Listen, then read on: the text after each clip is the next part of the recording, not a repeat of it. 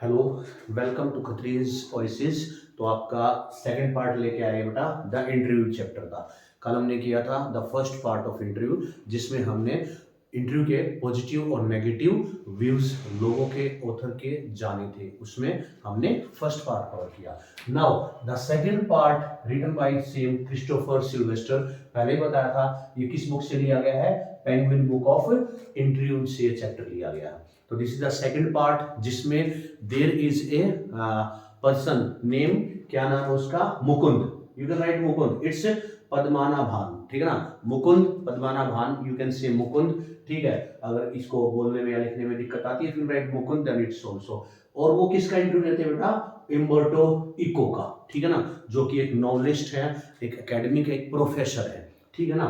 तो पहले हम जानते हैं इम्बर्टो इको के बारे में। ये तो सिर्फ हमें पता है कि इसका इंटरव्यू ले रहा है, ठीक है। और इम्बर्टो इको कौन है, ही इज ए प्रोफेसर। वो एक प्रोफेसर है किसमें, in the university of Bologna, ठीक है ना, जो कि इटली में है। इटली की एक यूनिवर्सिटी है, उसमें वो प्रोफेसर की पोस्ट पर काम कर रहे हैं। लेकिन वो एक नॉवलिस्ट भी है और एक एकेडमिक। एकेडमिक इसलिए क्योंकि वो प्रोफेसर है, ठीक है ना, एकेडमिक से रिलेटेड है। और नॉवलिस्ट इसलिए क्योंकि इन्होंने बहुत सारी नॉवेल्स भी लिखी हैं, ऑलमोस्ट 40 नॉन फिक्शंस इन्होंने लिखे हैं, ठीक है। तो उसके बारे में मुकुंद इंटरव्यू लेने जाते हैं, तो वो हमें बताते हैं कि भाई उनके क्या विचार हैं इंटरव्यू के बारे में, और उन्हें इंटरव्यू में उनसे क्या क्या सवाल पूछे, ठीक है। उन्होंने 4 या 5 सवाल पूछे हैं, ठीक है ना। We are going to discuss कि उन्होंने क्या पूछा और उन्हें क्या जवाब दिया उसका। The whole chapter is related to that only. चलिए, तो देखो, जो हमारे इम्बर्टो इको है ना, वो एक मल्टी टैलेंटेड पर्सन है। मल्टी टैलेंटेड पर्सन कैसे है बेटा,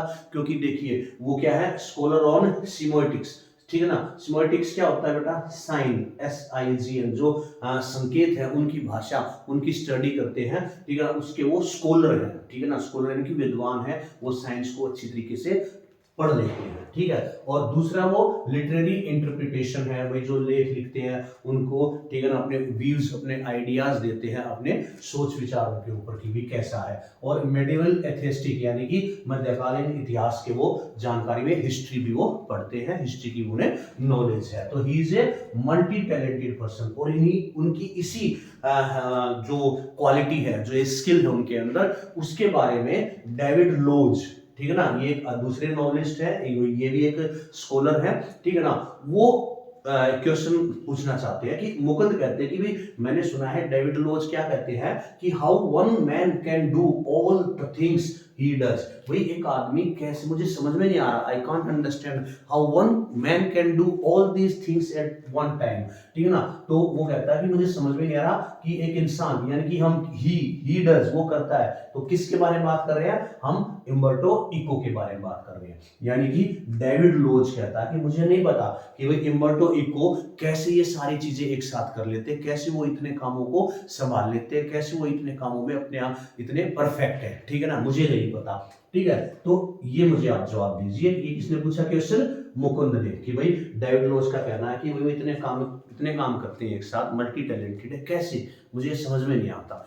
तब मुस्कुराते हुए इम्बर्टो इको कहते हैं कि देखिए, मेरा जो साइकोलॉजिकल इंटरेस्ट है, ठीक है ना, वो कहता है कि भाई मेरी हर चीज के ऊपर एक फिलोसफी है, ठीक है ना। और मेरा जो इंटरेस्ट है मैं उसकी स्टडी करता हूँ, फिर उसी इंटरेस्ट को मैं अपनी बुक्स में, अपनी नॉवेल्स में, ठीक है ना, उसको डिस्क्राइब कर देता हूँ डिटेल में, ठीक है। मैं कोई अलग काम नहीं करता, बस मैं उस काम को अपने तरीके से करता हूँ। मेरा अपना जो इंटरेस्ट है मैं उसके हिसाब से उसको प्रेजेंट कर देता हूँ लोगों के सामने, ठीक है ना। वो कहता है कि देखो, मैंने जितनी भी नॉवेल्स लिखी हैं, बुक्स लिखी हैं, मैंने अगर बच्चों के बारे में लिखा है तो वहां भी मैंने हमेशा पीस, ठीक है ना, पीस और उनके बारे में जिक्र किया है, शांति के बारे में, मैंने कोई वॉयलेंस नहीं दिखाई है। चलिए, ठीक है। फिर वो कहते हैं कि भाई लोग आपको एक एकेडमिक और नॉवलिस्ट के रूप में जानते हैं, लेकिन अगर लोगों का मानना कि आप एक नॉवलिस्ट हैं तो क्या आप इससे सेटिस्फाइड हैं, आपको अच्छा लगता है। बोला नहीं नहीं, मुझे इतना अच्छा नहीं लगता जब वो मुझे नॉवलिस्ट कहते हैं, हालांकि मैं एक एकेडमिक हूँ। वो कहता है जब भी कोई पेन क्लब्स होते हैं, पेन क्लब्स का मतलब पेन क्लब यानी कि लेखकों की कोई मीटिंग होती है, तो मैं उसको अवॉइड करके I prefer to the academic community. He says that I doesn't doesn't want, मैं नहीं चाहता कि भाई पीपल से that I belong to a novelist community, no, I want to remain in the academic community. मैं तो academic community से ही अपने आप को, अपनी पहचान जानता हूं, हालांकि लोग मुझे नॉवेलिस्ट के रूप में जानते हैं, ठीक है ना, मुझे इस बात का थोड़ा खेद है। चलिए, फिर वो कहता है कि आपने जो बुक लिखी है the name of the rose, लास्ट में वो कहता है कि आपकी एक नॉवल है the name of the rose, आपने 20 तक लिखी है, बोला 20 नहीं, मैंने 40 लिखी है नॉन फिक्शन, बोला हो 40, ठीक है ना।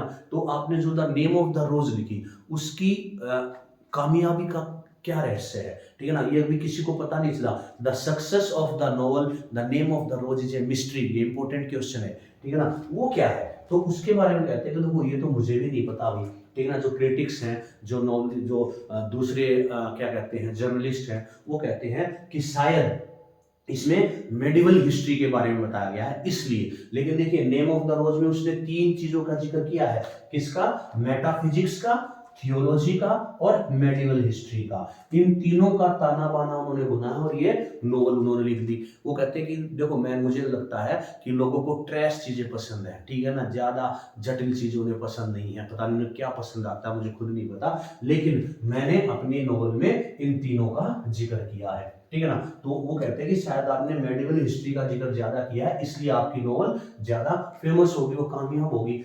तो इस पर इम्बर्टो इको कहते हैं कि नहीं नहीं नहीं, ऐसा नहीं है, ठीक है ना, मेरे से पहले भी, ठीक है ना, बहुत सारे राइटरों ने और मेरे बाद भी बहुत सारे राइटरों ने मेडिवल हिस्ट्री के बारे में लिखा है, बहुत सारी नॉवेल्स लिखी है, मुझे नहीं लगता कि ये रीजन है उसकी कामयाबी का। तो वो क्या बताते हैं कि वो कहते हैं कि if I have published this book 10 year before और 10 ईयर लेटर, वो कहते हैं अगर मैं इस किताब को 10 साल पहले या 10 साल बाद पब्लिश करता तो हो सकता है उसको इतनी कामयाबी ना मिली हो। तो मेरा मानना है, according to me, the success of the book the name of the rose is its publishing on the appropriate time, ठीक है ना, भाई इसको ठीक वक्त पर, ठीक है ना, जब उसकी जरूरत थी तब उसको पब्लिश किया गया है। अगर इसको मैं 10 साल आगे पीछे करता ना तो शायद इतनी कामयाबी नहीं मिलती। ये सही समय पर जब लोगों की उस चीज में रुचि थी तब ये पब्लिश हुई है। मेरे हिसाब से this is the important thing that makes it successful. कहता मुझे उम्मीद भी नहीं थी मेरी ये बुक इतनी ज्यादा बिकेगी, क्योंकि उसने कहा कि उसके पब्लिशर फैन है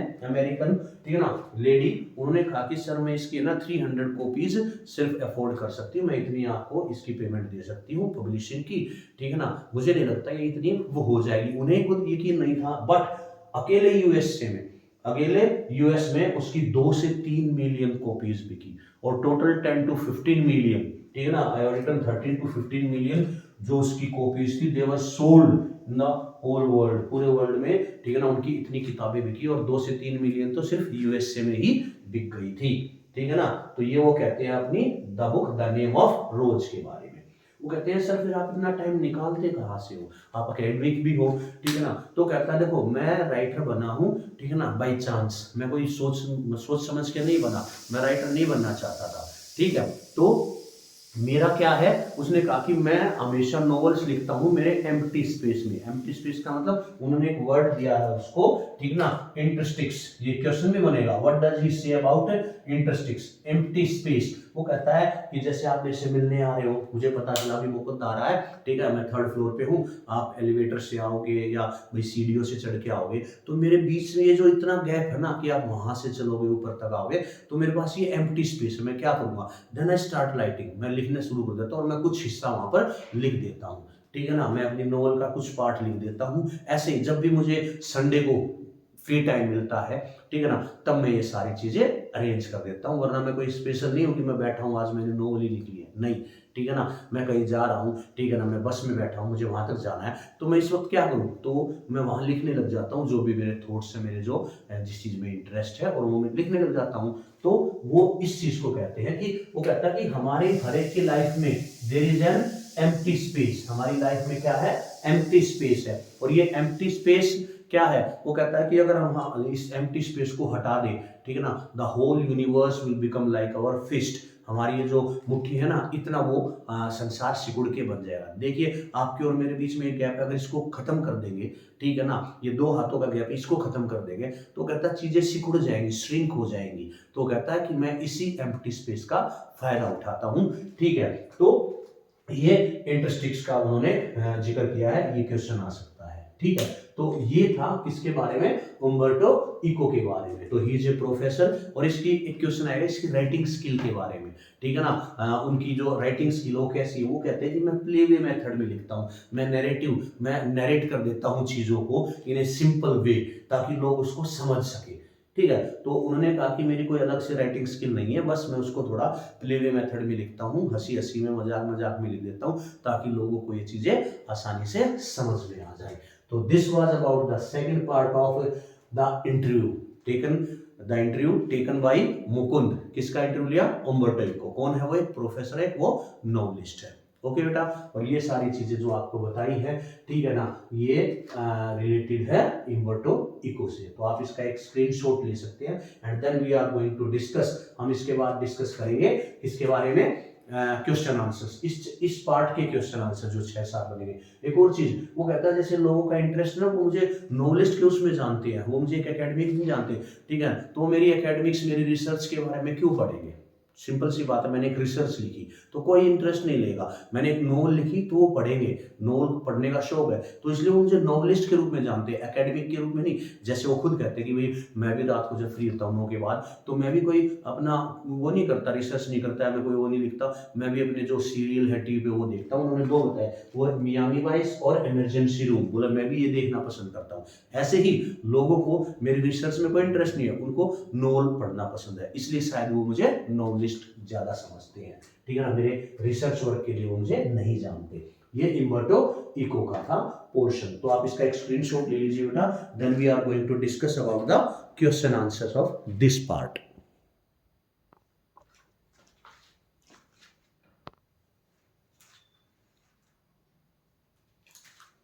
now here comes some of the important, there are 4 or 5 important questions। अगर आपको समरी आती है तो you can write all the questions whatever they are asking in your newspaper। okay, now see what are the interstices according to Umberto Eco। Umberto Eco के बारे में उन्होंने, उनके हिसाब से interstices क्या है, मैंने बताया था वो जो empty space के बारे में बात कर रहे हैं, that are the interstices, ठीक है ना। तो कौन सा एम्प्टी स्पेस, वो कहता है कि we all are having some empty space in our life if we will start using them for a purposeful way, ठीक है ना। तो वही है उनका कहना कि इंटरस्टिक्स में used to write about the novels. The name of the rose deals with medieval history, was it responsible for its success. तो क्या मेडिवल हिस्ट्री उसकी कामयाबी के पीछे थी, किसकी, the name of the rose book की, वो कहता है नो, ठीक है ना। He says that many writers have earlier written about medieval history in their novels, ठीक है ना, but he think that it is not the main reason. The main reason is that, क्या रीजन बताया उन्होंने, that it was published on a appropriate time. if he had published it 10 years before or 10 years later then it would not have been so successful। तो उनका ये मानना था कि उसको सही वक्त पर पब्लिश किया गया, इसलिए वो कामयाब हुई। What is the secret of Eco's writing style? उनकी राइटिंग स्टाइल का सीक्रेट क्या है, तो उन्होंने कहा था कि उसका जिसका फिलोसफिकल उसका जो इंटरेस्ट है उनका, ठीक है ना, उसके बारे में वो लिखते हैं और सिंपल प्लेवे मेथड में लिखते हैं, नैरेटिव एस्पेक्ट में लिखते हैं, तो ये उनका सीक्रेट है। और why did Eco consider himself to be called as an academician and then a novelist? क्योंकि वो अपने आप को नॉवलिस्ट कंसीडर नहीं करते थे, ठीक है ना। वो कहते हैं कि ये तो उन्होंने सिर्फ अपने एम्प्टी स्पेस में लिखते थे, संडे हो गया, कोई खाली टाइम है तब वो लिख देते थे। वो मेन तो एक एकेडमिशियन है जो रिसर्च करते हैं, इसलिए वो अपने आप को प्रेफर करते हैं to be called an academician. Okay, what is the reason for the huge success of the name of the rose, ये भी हम डिस्कस कर चुके हैं, ठीक है ना। तो मेन तो इसका वही आएगा, नेम ऑफ द रोज का ह्यूज सक्सेस, उनकी राइटिंग स्टाइल के बारे में, ठीक है ना, और एक वो इंटरस्टिक्स इसके बारे में पूछ सकते हैं। ज्यादा क्वेश्चन नहीं बनते इस चैप्टर में, दोनों चैप्टर के पार्ट 1 पार्ट 2 मिला के देयर आर 10 to 12 क्वेश्चंस, दो हम डिस्कस कर चुके हैं। आई होप आपको ये सेकंड पार्ट इंटरव्यू का अबाउट उम्बर्टो इको समझ में आ गया बेटा, ठीक है। I hope you can understand both the parts easily, ठीक है। और अब आप इसका एक स्क्रीनशॉट ले लीजिए, और ये आपका सेकंड पार्ट भी बेटा कंप्लीट हो चुका है, ठीक है।